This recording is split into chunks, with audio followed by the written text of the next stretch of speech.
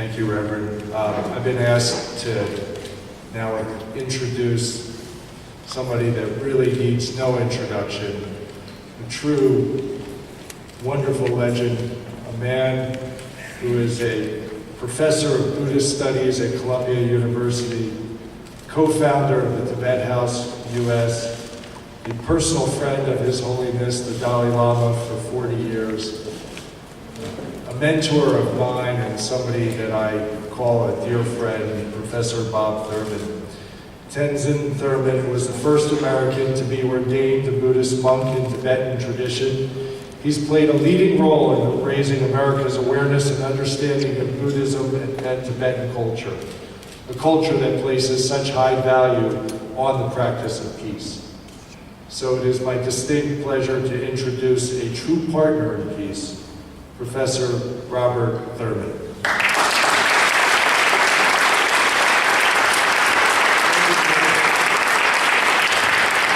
Thank you, Newark, Cory, and Reverend Glass, and President Sweeney of the museum. It's lovely to be here at the Newark Museum. I've been here a number of times before because of the wonderful Tibetan collection. I was looking up at the roof and I was seeing a Tibetan tent up here with Tibetan ornaments, because in the Tibetan movement, the Newark Museum is thought of as a nomadic camping ground where Tibetans can come from all over and they can find their culture preserved. It's a time when the Tibetan culture is highly threatened. And I'm very, very grateful to Newark and to His Honor the Mayor and to Drew Katz, who introduced us, that Newark is trying to implement this amazing idea that His Holiness the Dalai Lama has come to represent on the planet today. In these popularity polls that are some international popularity polls that are sometimes held, the Dalai Lama and the Pope and Angela Merkel and a few people like that always go in the top 10 of people who are most popular on the whole planet. And this is very strange because he has no country. He's been in exile for 60 years now. And China has been systematically obliterating the Tibetan culture in Tibet in order to establish its ownership of the land, the huge land of Tibet, and try to make the Tibetans into Chinese people, which they really aren't and never have been. And so, and yet the Dalai Lama reacts to that in a way where he calls for dialogue. He responds to genocide with a request for dialogue. He feels it's a misunderstanding.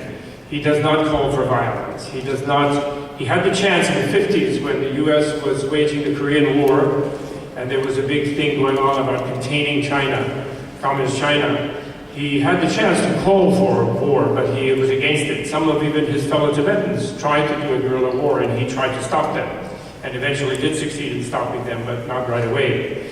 And so he's thought of either as the most inspiring example of what we need on this planet today in his call that he has made to people like George W. Bush in the European Parliament, in the Indian Parliament, in the Japanese Diet. He has called for a time of no more war at Hiroshima. He has said that the 21st century cannot be a century of violence. We could not have a world war today and survive it as a human species. And we cannot continue to spend trillions of dollars on war thinking that that's keeping peace, because that is depriving all the people of their livelihood, of their food, of their schools, of their roads, of everything. You know, this huge budget, which is last year on new weapons alone, not to mention old military establishments, $1.8 trillion were spent in the year 2009. More than in the Cold War and more than in World War II on weapons, on weaponry. So the Dalai Lama is this unique example. And this is why I think people think he's so popular, although on another hand, people think, well, that's impossible, it'll never work. You can't get freedom without fighting, without bloodshed. You know, you can't succeed. So in some senses, people think of him as an idealist, but a colossal failure. Well, my challenge to them is, how are people doing with their wars? I haven't seen any of them succeeding lately. You could have a state of armed injustice and millions of people in prisons or in ghettos or locked up in various kinds of ways. And most of the funds everybody spent in some sort of rigid way of holding people at bay and arresting them and suppressing them or killing them. And that seems to hold things together temporarily. But as we are seeing now, for example, on the streets of Cairo, on the streets of Amman in Tunisia, this doesn't really work. It's not possible to continue this kind of thing forever at all. So therefore, what we are left with is the idea that peace, as it on the slogan, world peace through inner peace. As Mayor Booker said much more eloquently than I can say, and because he is also walking this talk here in Newark, you know, you have to have peace within yourself if you are to achieve peace outside.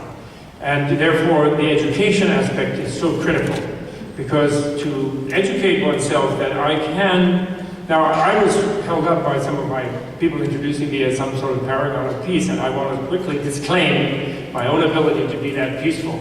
I certainly still lose my temper. But it's been better by baby steps, bit by bit, by doing a little yoga, by learning, by trying to listen to my wife, by listening to my children, bit by bit. When I grow up nowadays, it sort of just goes like that, and nobody takes it seriously anyway. And I've recovered from that very quickly, rather than really like blowing my stack like I did many times, like people do. I think that might be familiar to some of you, particularly males in our culture have a bad habit of this. And so it's a constant effort. It's a constant process of re-educating oneself, bit by bit doing it. One conference, of course, will not do that. But by bringing the inspiration of His Holiness and noble laureates like Jody Williams and Shirin Ebadi, who is the wonderful human rights woman, a judge, a lawyer in a difficult situation in Iran today, and bringing them here to set an example for the young people here and the older people, that violence is not the way, that there's always some way of dialogue, always finding out what your supposed enemy might want and how you could satisfy that without coming to blows or bloodshed. That this will inspire this thing. This is what happened in San Francisco 13 years ago, and this is what will happen in Newark. And from Newark, Newark should become hopefully a beacon, a lighthouse, sending the wave of this possibility throughout the country, because the country itself is in very difficult straits. And these difficulties will deepen by people's greed and by people's violence. It is, for example, there's I think now 2 million people in prison in our country, more than any other country on the planet, proportionally. And these are proportionally minority people. And this is really wrong, and this is not a way of having peace when there are people being just crushed like this. But they could be educated, they could make creative contribution. And this is what we hope will happen here. This is why His Holiness is very delighted to come and respond to the invitation of Mayor Booker and of Drew and Ray and all and Lewis and all of you, and come here and be a living Tibetan fountain. Not something part of the collection of the museum, but actually something showing that the Tibetan civilization is alive. And you cannot, nobody is dead. Nobody can be crushed. And everything springs back to life again on peace, through peace and dialogue and friendliness and kindness. Okay, so that's what we look forward to in May. And leading up to that, I'm sure there'll be many developments in that direction.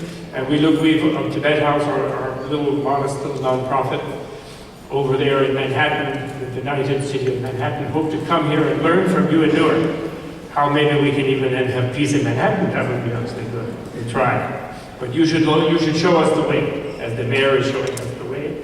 And we're delighted at this announcement, and we look forward to the event. Thank you very much.